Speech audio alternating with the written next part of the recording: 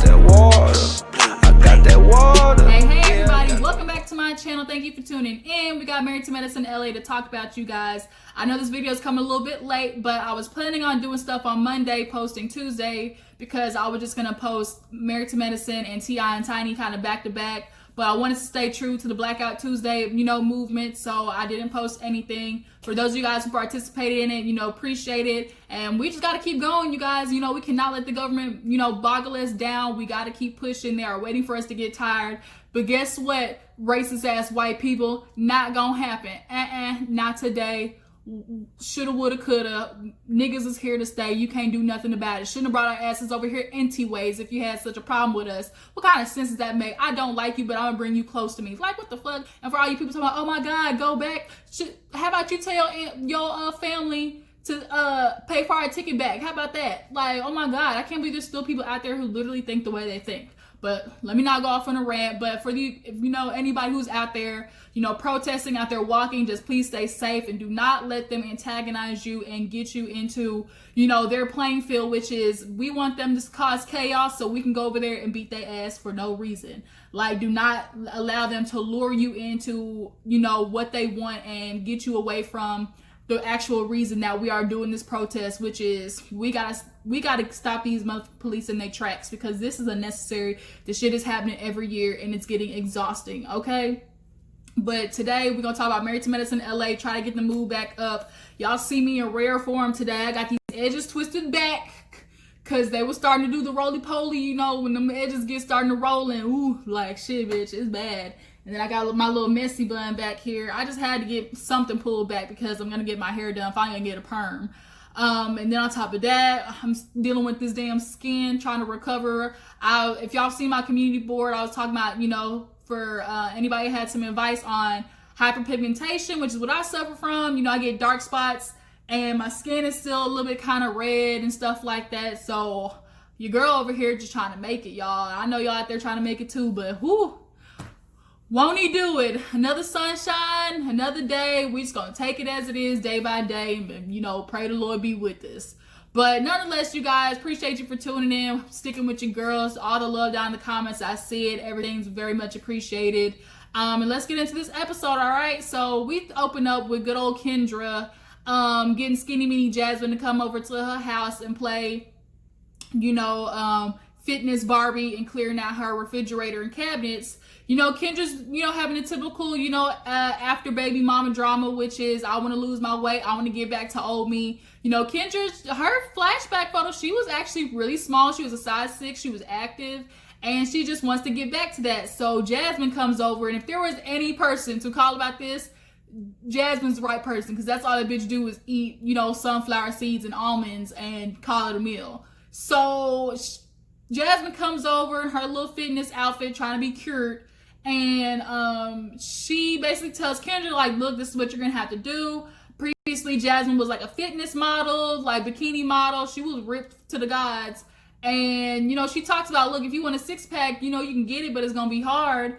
And she's out there clearing all of Kendra's shit out. Now look, had that been me, I would have had to start after I finished eating all my groceries. I'm not going to throw my groceries out after I spent all my hard-earned money on that. Not today. Look, Jasmine, I'm just going to have to start on Monday after I finish drinking all this Coca-Cola and eat my gummy bears.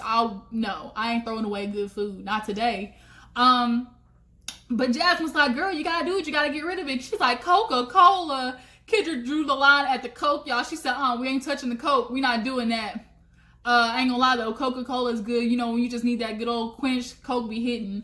But then, Jasmine started handing her like these little pre-portioned meals in that little bitty ass cup. I was like, she's like, yeah, you're just gonna have a whole bunch of these. I'm sorry, that cup looked like it was about 2 inches wide.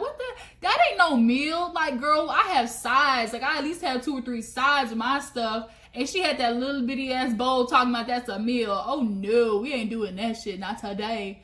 But Kendra's trying to make it. Kendra's gonna be a struggle, I guess. You're just gonna have to ask everybody if it's not seasoned, if you don't got no salt and pepper, you're gonna be eating white for the next couple of months if you wanna look like Jasmine.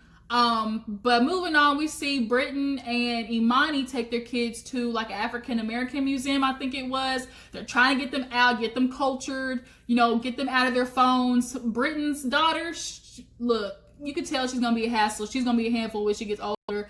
Britton should have took her phone at the museum because that's all she was doing. But the art pieces in there that I saw were actually really nice.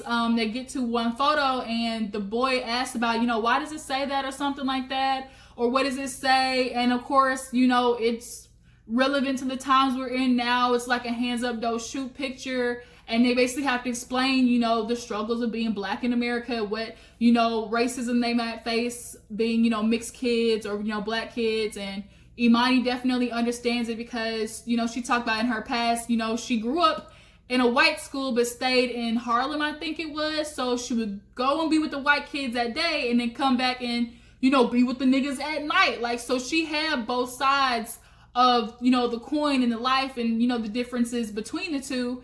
But when she went to the white school, she said one girl or a boy, whatever, pushed her down and called her dirty nigga. So she's like, I beat that girl's ass. And I had every right to. And I think she thought maybe her son or something got into it and she had to get on the mom about whatever her kid said to her son, I think too. But it's just sad that we're still having these conversations with our kids about, you know, possibly other people looking at them different just because we got a little extra melanin on our body. Like, it's just so stupid.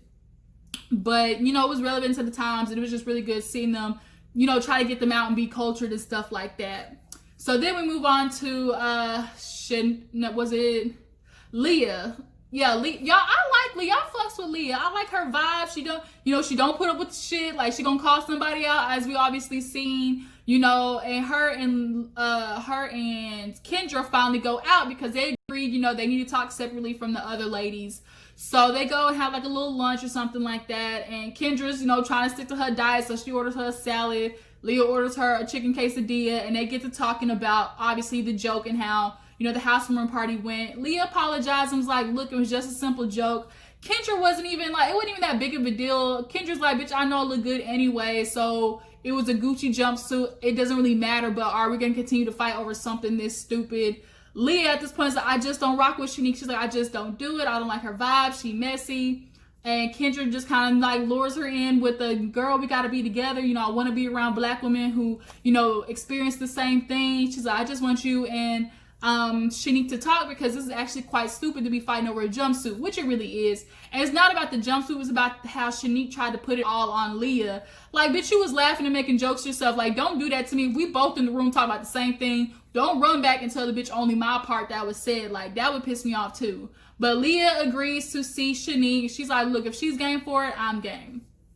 So we see Imani in one section. She's talking to her mom. Imani apparently has a little bit of Chinese in her. And when she said that, I get it now. Like, you can kind of see it in her upper like eye area, in her head shape. She definitely, yeah, you can see the Asian descent in her for sure.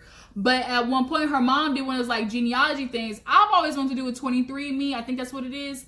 I would love to see like my bloodline, my ancestry line, because my mother's Jamaican as well. And for a Jamaican Chinese combo, what a combo is that? That's a good like mixture of like different, you know, backgrounds and stuff like that. Like, she got a good mixture of, you know, foreign stuff up in her. But they went over to China, saw their family. Imani's like, yeah, these my people, because they woke up at 11 in the morning drinking rice wine and getting lit. And she's like, oh yeah, you my family for sure. Like, y'all my peoples. But nonetheless, after talking to her mom about that, they end up sitting down and she started talking to her mom about how her and her husband are doing now that he's in Oklahoma. And the mom is just kind of like a little skeptical about their living arrangement, because Imani's on this thing of, you know, I'm fine. I don't really need my husband. You know, we can live in 2 separate houses. And the mom is like, yeah, you know, I want to be apart from my husband, but he still need to be in the house. I absolutely agree with that too. You can have a house and y'all, you know, if y'all get upset, he can go in the guest room or something like that. But living in 2 separate houses, I think Imani is just hardened herself, which she has admitted in the end of the episode. She's okay being alone. And sometimes I think now that her husband's gone, it was her husband, Phil, I think that's his name. And now that he's gone, she's getting comfortable again with being back by herself, and to now have to go see her husband or have him come back, and she has to basically reopen herself back up emotionally, mentally, you know, stuff like that. I think Imani has a hard time doing that, and she actually admitted that she didn't tell her mom that her and Phil were married for like 3 or 4 years. She's like, I don't like nobody telling me what to do, so I didn't tell her. So we was married for 3 or 4 years. I said, go bitch, then go. Go little bitch, go little bitch, go. Like, that's your man you want. She said they eloped, and that was it. But the mama was like, yeah, I don't think that's it. But, you know, if that's how you want to do it, Imani, I'm just telling you, that space between y'all, it's just going to be a start of a disaster. And from the looks of the preview I saw for the season, it is. So, we finally get to see Shanique and meet with Liah. They all go to like a little wine thing. That's where Kendra wanted to meet them. And look how the two pull up. Shanique pulls up in this bright ass yellow outfit, crossed over body bag, sandals. Who pulls up 10 minutes later wearing the same, almost the same goddamn thing? Liah comes in a bob, this long, flowy yellow dress, cross body bag, and sandals. And it's like, oh my God, you bitches really might be more alike than you think. And they sit down just laughing how it's a coincidence. And then here comes the awkward silence, and they're just like, where's Kendra at? I'm like, bravo, y'all messy. Y'all told Kendra to show up late. And they're trying to make small talk, and they're talking about kids and family. And then they both realize, damn, we both got Kayla's, you know, their kids' names. And they really kind of have more in common than they expected. And I think Shanique, like, she really could have been friends with Liah, but she just fucked up trying to be real shady about how she brought that stuff up to Kendra. And I understand why Liah's upset about that. But finally, Kendra pulls up, and she is being funny as hell because she walks out in the damn jumpsuit that started the mess in the first place. Now, looking at the jumpsuit, shit wasn't cute. I'm sorry, it just wasn't. It looked like a sleeping bag. It looked like a tent material. Just because it's Gucci bitch doesn't mean it's worth the money. But dang, the sun just went down, lost all my light. Dang, why you gonna do that to me, Lord? But she finally gets there. They go drinking wine and stuff, and basically Kendra's looking at them to apologize. Liah, you know, apologizes for going off. Shanique, you know, apologizes for messing up, you know, Kendra's event. She's like, you know, I didn't want to hurt your feelings. You know, it's kind of wrong for me to do that, mess up everything. And I've always got my one eye on Shanique, but, you know, at least she apologized and owned up to it. And they kind of like, we're good. Kendra's like, oh my God, I knew this was going to work. And out of nowhere, Shanique pulls out this titty rock, and it's supposed to be like amethazine or something like that, which is your throat chakra, okay? Your throat chakra. And it said it's supposed to make you be mindful of what you're gonna say. And I'm like, are you sure that's what that throat chakra rock is for? You know, to close, to think before you speak? Because typically when people talk about their throat chakra, it's for something else, okay? It's for something else. But you know, Liah takes the titty rock and was like, girl, yes, like, we cool. Maybe I need this. Like, they just kind of basically have a kumbaya, ceasefire, truce, wave the white flag. Cool. We're going to see how long that lasts. So then Shanique, actually, we see a part where she goes over to Jasmine's house, and she's trying to do, like, basically a pre-run before she goes and tells her little mini-man about her plan about, you know, becoming a realtor or whatever. And Jasmine's in there doing role play with her, playing, you know, teeny tiny Robert. And as Shanique is going, she's like, wait till the questions for now or to the end. And she like does her presentation. And Jasmine, surprisingly low key, like played Robert to a T. She's asking all the hard questions. She's, you know, cutting her off like Robert would. Like, she's basically telling Shanique, like, I know because my husband's like this, it's going to be hard to convince him. But basically, at some point, you're just going to have to tell him, look, I'm doing this whether you like it or not, and you're just going to have to support me. First of all, I feel it's a problem anyways in the first place that Robert's even asking her to do a presentation because she supported your ass when you went off and did residency. She didn't question you about going to do residency. She held it down, paid for the bills, and took care of the kids while you went off and did that. The least you owe her is to allow her to go off and venture off and follow a dream of hers. Like, that's the least you can do. But Jasmine gave her some good advice, and she talking about, oh, my husband's this way. Bitch, when we gonna see your husband? That's the question. When is your husband gonna make the slightest appearance? I'm confused how you made it onto a show about Married to Medicine, and we ain't got the married part yet. or the medicine part yet. Bitch, all we got is you in this poodle hairdo that you keep coming on with, and you over here trying to struggle to eat salt and pepper on your chicken. Like, girl, Jasmine, I'm gonna need you to bring something else, heifer.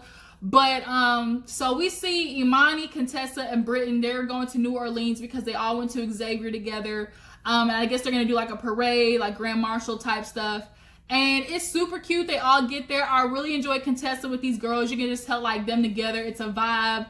You know, they're familiar. They went to college together. Like, it's definitely a good scene. So they get to the house. The room was full of antlers and deer hooves as a lamp. Like, it was a lot. It was hella New Orleans, like Louisiana house. But they end up going out to eat. And I feel like I'm missing something. I think we talked about everything. Yes, so we get to them going out to eat, and they just start talking about, you know, life is... No, in the cars when we laugh, because they were talking about basically the struggle trying to get through college and stuff like that, through residency. Britton admits she was on food stamps, you know. She's like, look, and Imani was like, girl, when I was up there, I was incognito, okay? She's like, I was going around. I know Imani got some interesting stories, because bitch look like she can kind of go ham, you know, when she really gets in that mode. And I kind of low-key want Contessa to come to the Married to Medicine LA GIRRRL. Like, how do you feel about that? Because I think she can pull out more out of Britton and Imani because she knows them. But y'all tell me what you think about that idea. Drop down in the comments. But nonetheless, they all go to the restaurant, and they're just kind of talking about, you know, how life is going. And Imani admits, you know, things with Phil are a little weird. It's hard for her to admit that she misses him, and she doesn't want to feel, you know, selfish by asking him to come home, because she knows he needs to go off and, you know, do something with his career, you know, kind of going flatline. You know, people who typically are in the industry and don't do it no more, they kind of get to a lost space where it's like, oh my God, what do I do next? You know, athletes go through it too. They leave, you know, the league, and it's like, shit, what do I do now? And they kind of go through maybe a depression phase or just kind of being lost. And I think Imani knows that he's going through that, and he needs to find himself. So he ran off to Oklahoma, I guess opened up a dispensary. But she, you know, is kind of guilty, feels guilty for wanting him to come back. She's not explaining to him, yeah, I miss you, but not really how much, like, she needs him, you know? And Contessa's telling her, like, look, you got to do that. Like, you can't, you got to make something shake with this. And Britton has a good idea. It's like, okay, where are you going to see him? And it's kind of weird, because as much as she wants to see him, she's like, you know, I'm a creature of habit. Doctors are typically, you know, on schedule, type A. Once they get in that, you know, type of, you know, rhythm, they got to stick to it. And for her, it kind of would be a disruption for her. It would be better for Phil to come back and forth with his profession. But, you know, so Britton asked, well, like, what if he, you know, if he's going to come back and forth, what if he says no? Like, you need to ask him, because if he can't, that means there's something else wrong, which is true. If he doesn't want to come back and forth, that means both of y'all know there's some underlying stuff, but y'all just aren't admitting it, and y'all need to figure that shit out. So then Britton, you know, she gets it because she went through that with Mac, with his fine self too. Mac, you know, flying back and forth with Florida, moving around a lot more now because they're in LA, and it's causing some intimacy issues. And as they're talking, we see Mac actually Mac has Shanique's husband, you know, Teeny Tiny Robert, come over, and he's kind of discussing the same thing about how he's having a hard time connecting with Britton because she can't get that big ass son of hers out of bed, which is a problem. Girl, what do you mean I can't get my son out of bed? You are his mama. Tell him to take his old yellow ass back to his room and call it a night. Like, I'm not understanding. And for Mac to be the dad and not not want to say force, but, you know, use his authority as a parent to get his son to move, I feel like he's trying to take Britton's lead, which makes me believe he did something and he's waiting on Britton to finally work her way back to him. Like, something happened there, because the reason, I don't know why he feels like he can't get his son out of bed so he can be intimate with his wife. Like, why are you afraid to piss Britton off in that sense? Like, it's like he almost doesn't want to piss her off even more by telling the son to go in the other room. But little teeny tiny Robert, he got it. You know, him and Shanique went through the same thing. He's like, I was with my kids, I was a doctor, you know, I'm a doctor, I got a busy schedule, so I felt guilty. And, you know, they finally worked through it. But Britton, you got to do better, because you got a fine ass husband, and them little skinny mini white girls that look like Jasmine ain't got no problem messing up a happy home, okay? they don't mind it. And side bitches these days is hella messy. So if they do it, they gonna post it all on Instagram. And that would be even more embarrassing. You're gonna end up looking like Jackie from Married to Medicine in Atlanta. But Contessa gets on her. She was like, girl, like, no, tell your kid to get out your bed. Like, do you not miss the intimacy with your husband?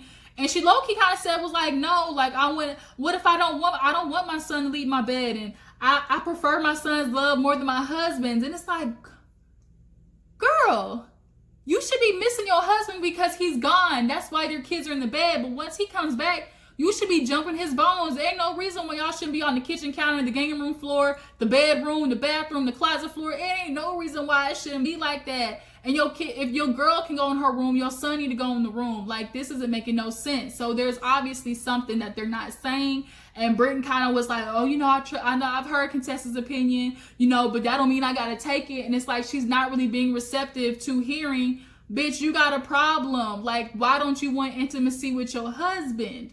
Like, your fine-ass husband at that. Like, Mac is, you can tell he getting tired, but I don't, what it is, like, y'all tell me what it is. Why do y'all think Mac will not kick his son out of the bedroom?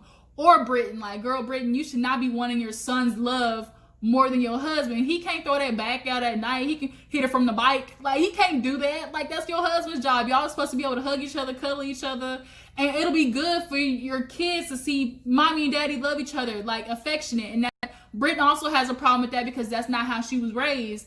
You know, Mac grew up in a home where hugging and kissing was normalized, which needs to be normalized more in, you know, colored homes, like, or minority homes.